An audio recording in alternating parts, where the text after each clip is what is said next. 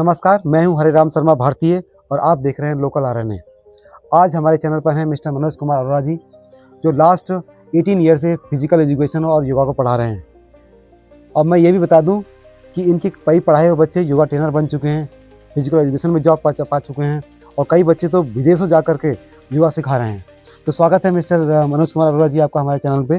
नमस्कार सर। सबसे पहले हम ये जानना चाहेंगे कि जो योगा में पढ़ना क्या होता है स्टूडेंट को, क्योंकि पहले तो योगा होती नहीं थी, फिजिकल एजुकेशन पढ़ाया जाता था। योगा एक नया सब्जेक्ट है जो इंट्रोड्यूस हुआ है, लगभग 8-10 साल से मेरे हिसाब से शुरू हुआ होगा। तो योगा में पढ़ना क्या होता है स्टूडेंट को? सबसे पहले तो आपका बहुत बहुत धन्यवाद सर। और आपके चैनल के माध्यम से मैं बताना चाहता हूँ कि योगा जो है मेन जो है इसमें क्या है कि 2 पोर्शन होते हैं थ्योरी से। एक होता है थ्योरी का जिसमें कि 3 चैप्टर है मात्र, और एक होता है आईटी पोर्शन जो कि पहले से ही बच्चे जो है वो 9-10 में पढ़े होते हैं। तो उसमें जो है सेक्शन ए और सेक्शन बी 2 पार्ट में होता है ये, जिसमें कि आईटी पोर्शन में बच्चों को वही सारा रिपीट होता है जो कि 9-10 में पढ़े होते हैं, और बाकी जो है 3 चैप्टर थ्योरी में होते हैं, जिससे कि उनका जो पेपर है वो दोनों सेक्शन ए और बी में डिवाइड होकर आता है। जैसा कि आपने बताया कि थ्योरी और प्रैक्टिकल का दोनों का पोर्शन होता है, तो इसमें वेटेज क्या होता है थ्योरी और प्रैक्टिकल का? जैसे साइंस वगैरह एग्जाम में क्या होता है 30% का 30 और 70 का वेटेज होता है, तो योगा का वेटेज क्या रहता है? योगा का वेटेज होता है वो 50-50 रहता है। 50 मार्क्स की थ्योरी रहती है और 50 मार्क्स का प्रैक्टिकल रहता है। जो थ्योरी है उसमें भी जो 10 मार्क्स का जो है वो वेटेज रहती है आईटी पोर्शन की, और जो 40 मार्क्स होते हैं वो रहती है जो बुक जिसमें कि 3 चैप्टर होते हैं, वो जो टेक्स्ट बुक होती है उसी में से आता है आपका 40 मार्क्स का। इसका मतलब है कि योगा और में जो प्रैक्टिकल और फिजिकल है बराबर बनाया गया है। तो बच्चों को अगर अच्छा, इसमें पासिंग का मार्क्स क्या होता है? पासिंग का परसेंटेज कैसा होता है? पासिंग का वही है 30% का रहता है। अगर 50 में से 17 मार्क्स लाने होते हैं बच्चे को थ्योरी में, तो वो जो है पास होता है। 17 + 17 मतलब 34-33 मार्क्स, वही मार्क्स वही है। अच्छा, मैंने ये देखा कि योगा को स्टूडेंट लोग मजाक में लेते हैं, उस पर ध्यान नहीं देते हैं, और फिजिक्स केमिस्ट्री है, मैथमेटिक्स है और सब्जेक्ट पे ज़्यादा फोकस करते हैं। तो क्या ये सही है? पहली बात तो ये है कि ये चीज़ सही नहीं है, क्योंकि हमारी लाइफ भी आजकल बड़ी स्ट्रेसफुल है। आजकल की लाइफ स्टाइल भी बड़ी ज़्यादा स्ट्रेसफुल हो रही है, तो उसको भी एक तो स्ट्रेस को टेंशन को कम करने के लिए भी योगा बहुत बेनिफिशियल है। और दूसरा बात, जैसे आपने बताया कि सभी लोग फिजिक्स केमिस्ट्री बायो या मेन सब्जेक्ट कॉमर्स वाले जो है सब उन्हीं को ध्यान देते हैं। तो मेन क्या है कि आजकल के बच्चों का है कि मनी हम कैसे कमाएं, बड़ी जल्दी से हम जो है अपने बिजनेस कैसे कर लें, तो सभी का ध्यान उसी में होता है कि मेन सब्जेक्ट को ज़्यादा फोकस करते हैं। वो मानते हैं कि हम अगर हमने कॉमर्स लिया तो कॉमर्स में वो ज़्यादा अपना फ्यूचर सिक्योर करते हैं, साइंस लिए तो साइंस में ज़्यादा फ्यूचर सिक्योर करने की कोशिश करते हैं। लेकिन ऐसा नहीं है, जैसा कि आपने पहले ही बता दिया कि योगा में भी मेरे पढ़ाए हुए बच्चों ने कुछ ट्रेनर बन गए हैं, कुछ विदेश में जो है वो योगा सिखा रहे हैं, और कुछ की मतलब जॉब लग गई है, गवर्नमेंट जॉब भी लग गई है। तो ऐसा नहीं है कि सिर्फ उन्हीं में आप जो है मतलब आप फ्यूचर सिक्योर कर सकते हैं, ऐसा नहीं है। तो योगा में भी आपके करियर ऑप्शन बहुत सारे होते हैं। तो जो प्रैक्टिकल एग्जाम आपने बताया कि योगा में 50 नंबर का प्रैक्टिकल होता है, तो उसमें बच्चों को क्या करना होता है? या प्राणायाम करने होते हैं क्या, या पीटी करनी होती है, या एक्सरसाइज करनी होती है? उसके बारे में जरा बताइए। सबसे पहली बात तो ये है कि जैसे बाकी सब्जेक्ट मेन जो सब्जेक्ट हैं उन्हीं की तरह योगा में भी एक एक्सटर्नल जो कि सीबीएसई बोर्ड जो है वो भेजता है हर एक स्कूल में प्रैक्टिकल कंडक्ट कराने के लिए। इसमें जो होता है कि एक लैब मैनुअल और एक प्रैक्टिकल फाइल बनती है। जो एक्सटर्नल आते हैं वो सभी का डेमोस्ट्रेशन बेस्ड मार्क्स देते हैं, मैनुअल का बेस्ड मार्क्स देते हैं, और जो प्रैक्टिकल फाइल होती है वो उससे बेस्ड मार्क्स देते हैं। और प्लस जो डेमोस्ट्रेशन होता है उसमें कई सारे वो जो आसन, सूर्य नमस्कार और प्राणायामा की जो है वो प्रोसेस वगैरह पूछ के वो उसी के बेस्ड प्रैक्टिकल के मार्क्स देते हैं। जैसे अभी आपने बताया कि सूर्य नमस्कार, ये प्राचीन समय से चला आ रहा है। सूर्य नमस्कार हम लोग भी किया करते थे। योगा तो इतना नहीं करते थे, लेकिन सूर्य नमस्कार करते थे। तो सूर्य नमस्कार से होता क्या है, और इससे कोई फायदा होता है ज़्यादा? सूर्य नमस्कार का मीन्स ये है कि जी हम जो हमारे सूर्य देवता हैं उनका पूजन करना, उनको नमस्कार करना। सुबह उठते ही पूरब दिशा की ओर अगर हम खड़े होकर सूर्य नमस्कार करते हैं, जिसमें कि 12 पोज होते हैं, 12 पोज होते हैं, तो उन 12 पोज के अगर हम उसको परफॉर्म करते हैं तो उससे हमारे अंदर एक एनर्जी चैनल होते हैं जो कि बहुत ज़्यादा एक्टिव होते हैं, जिससे कि हमारा जो है एक एनर्जी चैनल जो एक्टिव होंगे तो उससे कहता है हमारे अंदर एनर्जी बूस्ट होती है, और जो हमारा स्पिरिचुअल सिस्टम है उसकी तरफ, आध्यात्मिक तरफ हमारा ध्यान बहुत ज़्यादा बढ़ता है। और पूरे दिन की जो हमारी क्रियाएं हैं वो हमारे एनर्जी पर ही डिपेंड है, आपको पता ही है। तो वो जो हमारा एक्टिव रहता है, बूस्ट होता है। इसका मतलब है कि सूर्य नमस्कार हम कोई भी सामान्य व्यक्ति करे तो वो अपने दिन भर में एनर्जेटिक रह सकता है, जी बिल्कुल, ऊर्जावान बना रह जी सकता है। जैसे हम किसी और भगवान की पूजा करते हैं तो उससे अच्छा है कि अगर हम सुबह उठते ही पूरब दिशा की ओर मुंह करके सूर्य नमस्कार करेंगे तो वो भी हमारे लिए बहुत बेनिफिशियल होता है। जैसा कि मैंने देखा है कि बच्चे जो योगा है उसको कम पढ़ते हैं, तो जी इस कारण बच्चे मार्क्स भी कम लाते हैं। जी तो अब मैं ये जानना चाहूँगा कि जो बच्चे कमज़ोर बच्चे हैं योगा में, जी मार्क्स कम ला रहे हैं, प्री बोर्ड में भी मार्क्स को कम लेके आए हैं, जी मतलब पासिंग रेंज में ही रुके हुए हैं, जी तो वो ऐसे कौन-कौन से टॉपिक तैयार करने हैं? इतना कम समय का दिन रह गया है, 7 मार्च 2026 को एग्ज़ामिनेशन है योगा का, जी तो इतने कम समय में कौन-कौन से टॉपिक तैयार कर लें या कौन-कौन सी चीज़ें पढ़ लें ताकि वो कम से कम एक कुछ मार्क्स का एक लेवल अचीव कर सकें? देखिए, जैसे मैंने आपको बताया कि सिर्फ 3 चैप्टर हैं जो कि योगा के टेक्स्ट बुक में से आते हैं। तो उसमें जो 3rd चैप्टर है उसमें हमारी जो लाइफ़स्टाइल डिसीज़ेज़ हैं, जैसे ओबेसिटी है, अस्थमा है, हाइपरटेंशन है, वो टॉपिक टोटल 8 डिसीज़ेज़ दे रखी हैं। अगर बच्चे उसको पढ़ लेते हैं और यौगिक मैनेजमेंट एक टॉपिक है उनके अंदर, जिसमें क्या है कि योगा के थ्रू हम उन सभी डिसीज़ेज़ को कैसे मैनेज कर सकते हैं। एक वो टॉपिक ऐसा है जो जिससे रिलेटेड क्वेश्चन ज़रूर 100% आते हैं और प्लस जो मैंने अभी आपको पहले बताया था कि आईटी पोर्शन जो होता है वो 10 मार्क्स का आता है। तो अगर बच्चे ने 9th-10th में अच्छा आईटी पोर्शन अपना कवर कर रखा है तो इसमें जो है उसके लिए बहुत हेल्पफुल है स्कोर करने के लिए। और बाकी जो है वो 3rd चैप्टर में से डिसीजेज वाला पोर्शन बहुत अच्छा कवर करना पड़ेगा। और जो टॉपिक है आपके डाइट से रिलेटेड टॉपिक है, जिसमें सात्विक डाइट, राजसिक डाइट और तामसिक डाइट का टॉपिक होता है, वो भी ज़रूर आता है, उससे रिलेटेड क्वेश्चन ज़रूर आते हैं। तो बच्चा जो मेन अगर सिर्फ पास होने के लिए कोई बच्चा पढ़ रहा है तो ये टॉपिक ऐसे हैं जिनको पढ़ के वो जो है पासिंग मार्क्स से भी ज़्यादा अच्छे मार्क्स ला सकता है। अभी अपने जब स्पीच में बोला कि एक हाइपरटेंशन, इंसान को आजकल हाइपरटेंशन जनरल हो जी जाता है, जी तो हाइपरटेंशन से बचने के लिए कोई कौन-सा योगा हो सकता है या प्राणायाम हो सकता है? देखिए, हाइपरटेंशन का पहले तो मैं आपको बता दूं कि हाइपरटेंशन का मीनिंग यहाँ पर हाई टेंशन नहीं है। हाइपरटेंशन होता है हाई ब्लड प्रेशर होता है। अगर कभी भी हमारा ब्लड प्रेशर जो वैसे नॉर्मल है वो 120/80 होता है, अगर हमारा जो है ब्लड प्रेशर 140/90 से ऊपर पहुंच जाता है तो वो जो है हाइपरटेंशन कंसीडर किया जाता है, उसे कहा जाता है हाइपरटेंशन। तो उसको जो है अगर हमने रिड्यूस करना है तो जितने भी रिलैक्स करने वाले हमारे आसन होते हैं वो सारे आसन आपके जो है हाइपरटेंशन में बेनिफिशियल होते हैं। आप उनमें से कोई से भी आसन कर सकते हैं। रिलैक्सेटिव आसन होते हैं जो आपके जो है हाइपरटेंशन का मतलब कि आपको बीपी अपना लो करना है या नॉर्मल कंडीशन में। अच्छा, मैं ये जानना चाहूँगा कि जैसे कोई बच्चे जो टॉपर हैं और प्री बोर्ड में मार्क्स भी अच्छे लेके आ रहे हैं, जी वो 90% तक प्री बोर्ड में लेके आ रहे हैं, जी तो उनको 100 तक पहुँचना है जी योगा में। जी। तो वो कौन से ऐसे टॉपिक और जो स्कोरिंग वाले हैं जो पढ़ लें कि योगा में वो 100% या 100% ना लेके आएँ तो 99 या 98 तो पहुँच ही जाएँ? जी, पहली बात तो मैं आपको बता दूं कि हर साल मेरे बच्चे 100 में से 100 मार्क्स लेके आए हैं। अभी तक कोई ऐसा साल नहीं गया जब तक कि मेरे बच्चे 100 में से 100 मार्क्स लेके नहीं आए हैं। तो अब जैसे आप कह रहे हैं कि अगर कोई बच्चा 90% ला रहा है या 85 ला रहा है तो वो 90 प्लस कैसे लाए या और ज़्यादा कैसे लेके आए। तो उसके लिए जैसे मैंने आपको बताया कि आईटी पोर्शन जो कि उनका वेल प्रिपेयर्ड पहले से ही होता है, उसको थोड़ा सा डीपली देखना पड़ेगा क्योंकि जो एमसीक्यूज क्वेश्चन आते हैं वो एंटायरली आते हैं। अगर वो अपना बहुत ज़्यादा अच्छा स्कोर करना चाहते हैं 95, 96, 97 इवन 100 तक लाना चाहते हैं तो उनको जो है एंटायरली चैप्टर में से पड़ेगा, जिससे कि जो एमसीक्यूज हैं वो जो है बहुत अच्छा स्कोर कर पाएंगे। अगर कोई बहुत अच्छा स्कोर करना चाहता है तो ऐसा नहीं है कि खाली जो है कि ऊपर से पढ़ लिया और आ जाएंगे, तो वो ऐसा नहीं है क्योंकि एंटायरली आता है। एक चीज़ मैं और आपको बताना चाहता हूँ यहाँ पर कि इसमें से कोई भी ऐसे क्वेश्चन नहीं आते हैं जो कि आउट ऑफ सिलेबस हो या लिंक्ड हो। जो भी आपकी बुक है उससे रिलेटेड ही क्वेश्चन आते हैं, चाहे वो एमसीक्यूज हो और चाहे वो आपके लेंथी क्वेश्चन। जैसे हम पढ़ते थे जब अपने समय में, तो हमारे समय में सैम्पल पेपर हुआ करते थे जी और प्रीवियस ईयर के क्वेश्चन पेपर होते थे। जी तो क्या योगा में भी ऐसा होता है कि हम कुछ प्रीवियस पेपर या सैम्पल पेपर पढ़ लें तो कुछ मार्क्स का इजाफा हो सके? हाँ जी, बिल्कुल ज़रूर, क्योंकि जितने भी प्रीवियस ईयर के पेपर्स हैं उसमें से कई क्वेश्चन आपको ऐसे मिलेंगे जो कि हर साल रिपीट होते हैं या उससे रिलेटेड क्वेश्चन आते हैं। तो उसका ज़रूर बेनिफिट मिलेगा बच्चों को अगर वो उन्हीं क्वेश्चन पेपर्स को अगर सॉल्व करते हैं या उसकी प्रैक्टिस करते हैं। तो जो बच्चे बहुत ज़्यादा अच्छा स्कोर करना चाहते हैं, 100 मार्क्स लाना चाहते हैं, उनको जो पुराने सैम्पल पेपर मिल जाए या पुराने जो पेपर जो एग्ज़ाम हुए हैं वो भी उनको मिलकर अगर सॉल्व करेंगे तो बहुत अच्छा स्कोर कर पाएंगे।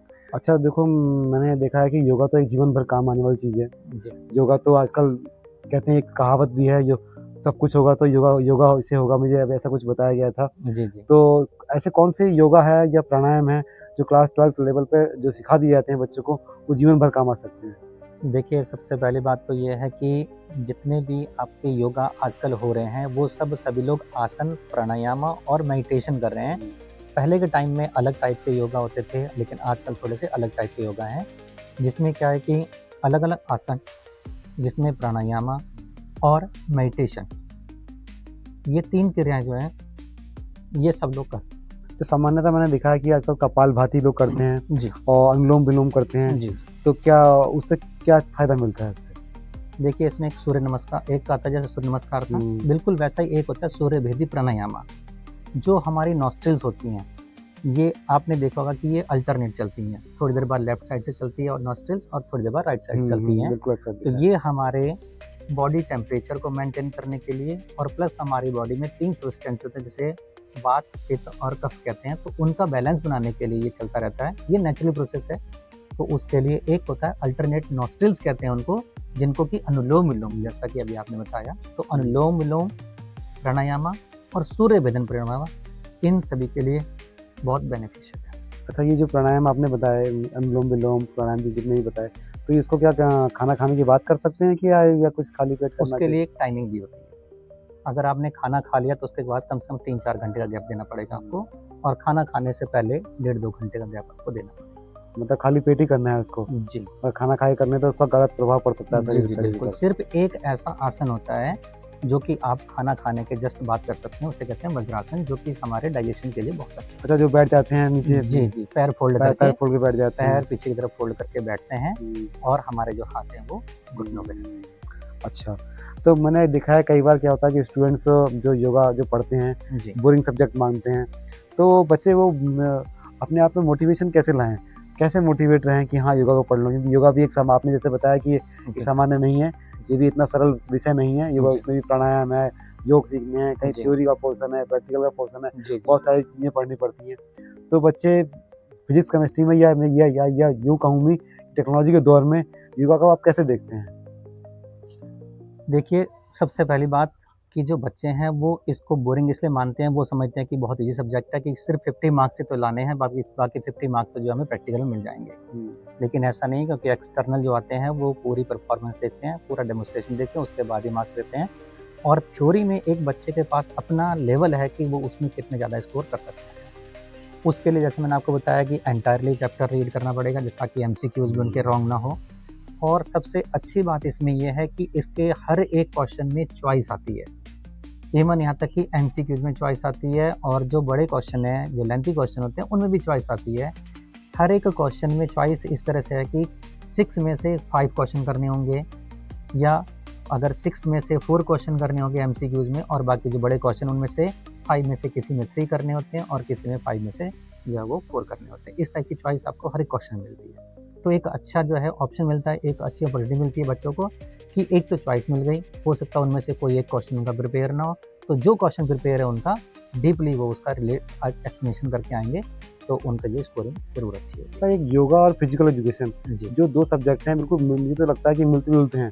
तो क्या उनमें क्या डिफरेंस क्या है, योगा और फिजिकल एजुकेशन में? डिफरेंस ये है कि जो योगा सब्जेक्ट है उसमें सिर्फ योगा से रिलेटेड पोर्शन ही है, बस खाली वो आईटी पोर्शन जो 10 मार्क्स का उसको छोड़कर। लेकिन जो फिजिकल एजुकेशन है उसमें जो है योगा का सिर्फ एक चैप्टर है, और बाकी उसमें और चैप्टर रिलेटेड रहते हैं फिजिकल में, जिसमें मतलब गेम के बारे में रहता होगा वहाँ पर उसमें? नहीं, वो गेम के बारे में सिर्फ प्रैक्टिकल में होता है, थ्योरेटिकल पोर्शन अलग होते हैं, जिसमें से 10 चैप्टर होते हैं, जो कि जिसमें थोड़ी बहुत बायो भी होती है, थोड़ी फिजिक्स भी है उसमें, और बाकी और रिलेटेड चीज़ें रहती हैं, जो कि हमारी जो है स्कोरिंग करने के लिए भी अच्छा स्कोर, मतलब उसमें फिजिकल में भी कर सकते हैं। तो उसमें भी ये प्रैक्टिकल और थ्योरी में एक जैसा स्कोर रहता है, जैसे आपने बताया कि नहीं, 50-50 का है? नहीं, उसका क्राइटेरिया अलग है। उसकी जो वेटेज रहती है वो थ्योरी की जो है वो 70 मार्क्स रहती है, और प्रैक्टिकल की 30 मार्क्स रहती है।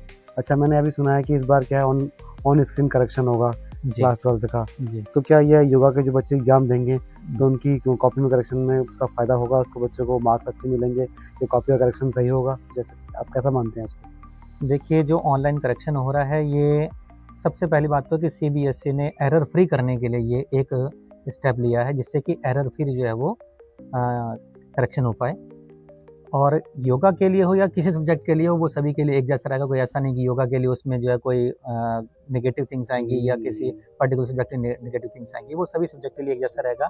हाँ, ये है कि फर्स्ट टाइम हो रहा है, तो जो लोग पहली बार इसको करेंगे, जो लोग क्या ऑलमोस्ट सभी लोग ऐसे इसको पहली बार करेंगे, तो उनको थोड़ा सा करने में हो सकता है कि 1-2 दिन के लिए प्रॉब्लम फेस करनी पड़े, लेकिन ऐसा नहीं है, एरर फ्री होगा, टोटली में कोई मिस्टेक नहीं होगी, क्योंकि टोटल अपने आप हो जाना है।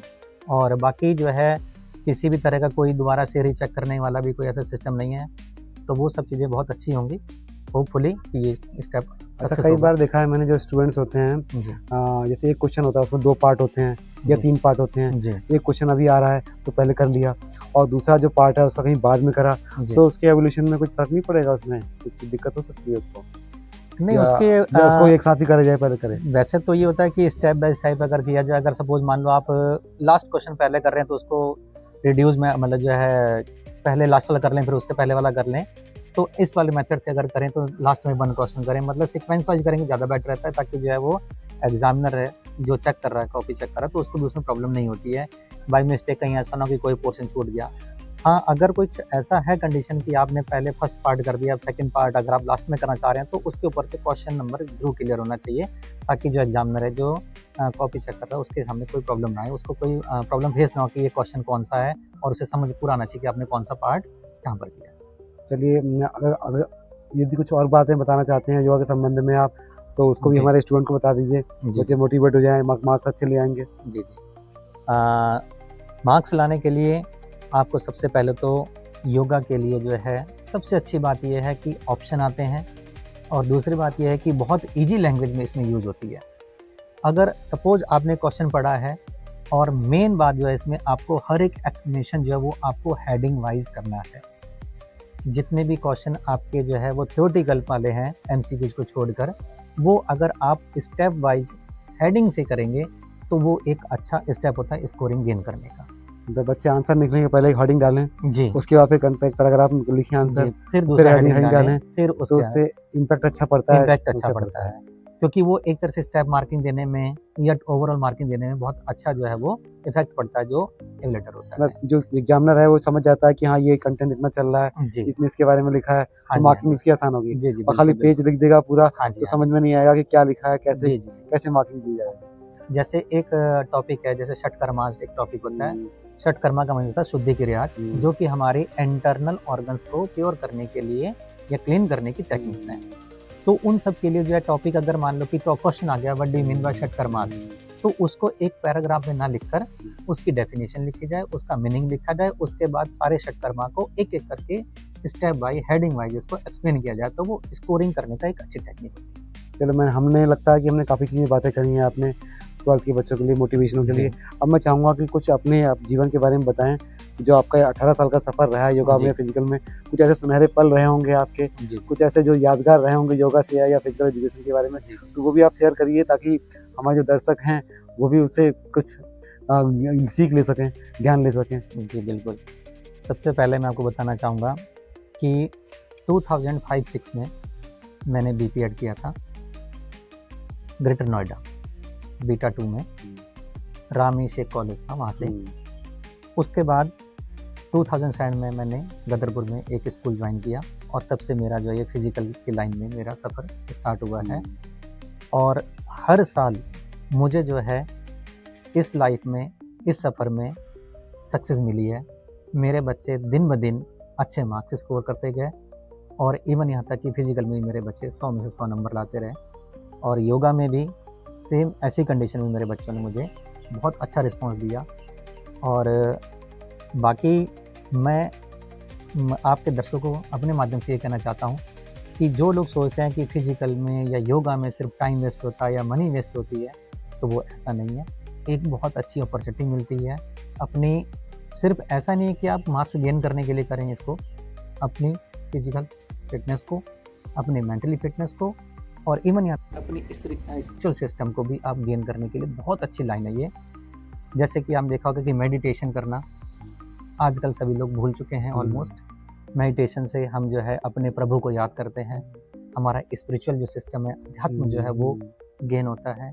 जब माला का जप करते हैं तो वो भी एक स्पिरिचुअल सिस्टम ही है, जी तो बिल्कुल। उसमें भी मेडिटेशन ही कर रहे हैं हम एक तरह से, जी बिल्कुल। भगवान देवी देवताओं को ध्यान कर रहे हैं, हाँ जी, वो हाँ भी एक जी, प्रकार से मेडिटेशन हुआ। बिल्कुल, तो वो भी लोग भूलते ही जा रहे हैं, मैं वो देखता भी हूँ लगभग भूलते जा भूलते रहे हैं। आजकल की लाइफ आपको मैंने पहले बताया कि बहुत स्ट्रेसफुल है, सभी लोग आजकल पैसे के पीछे भाग रहे हैं, इसलिए उनका अपनी खुद की लाइफ पर, अपनी फिटनेस लेवल पर, अपनी हेल्थ पर जो है वो ध्यान कम हो रहा है।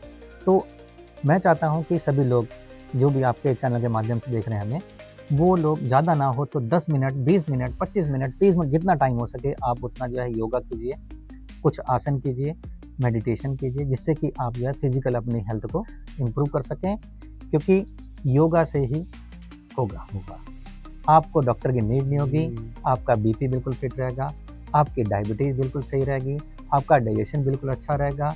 जो लोग कहते हैं कि हमें बहुत कब्ज रहती है, हम ये वाला चूरन खा रहे हैं, इतने टाइम से ऐसा हो रहा है, जॉइंट्स पेन, आर्थराइटिस, इन सब का जो है इलाज योगा में है। इसीलिए कहा जाता है कि योगा से ही।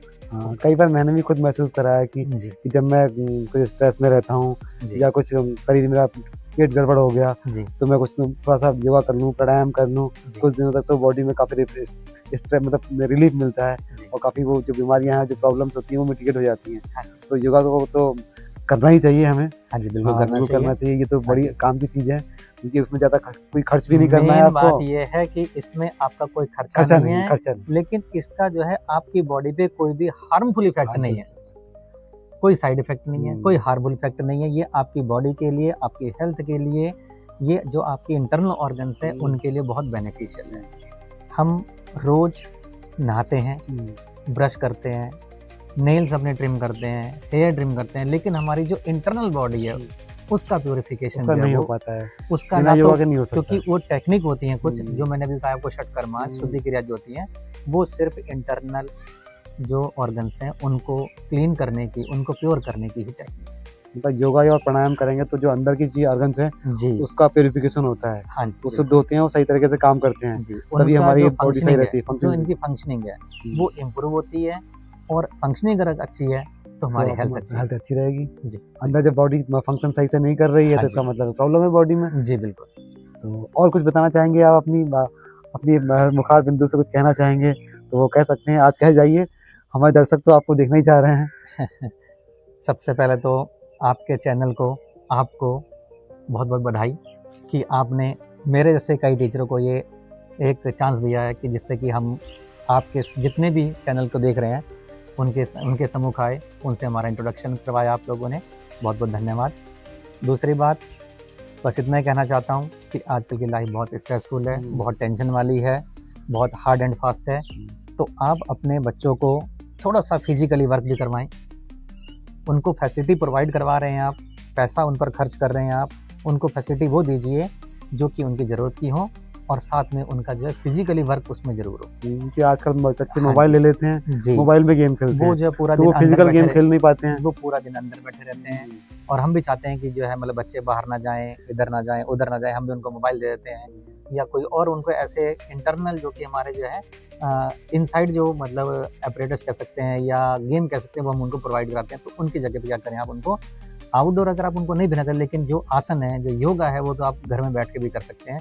तो फिजिकल एक्टिविटी में, आसन में, योगा में, मेडिटेशन में उनको जरूर पार्टिसिपेट कराएं, ताकि जो है उनका थोड़ा अध्यात्म की तरफ और उनकी फिजिकल हेल्थ की तरफ थोड़ा सा ध्यान जाता जाए। चलिए मनोज कुमार जी, आपका बहुत बहुत धन्यवाद जो हमारे आप चैनल पे आए, हमारे बच्चों को अपनी बातों से रूबरू कराया।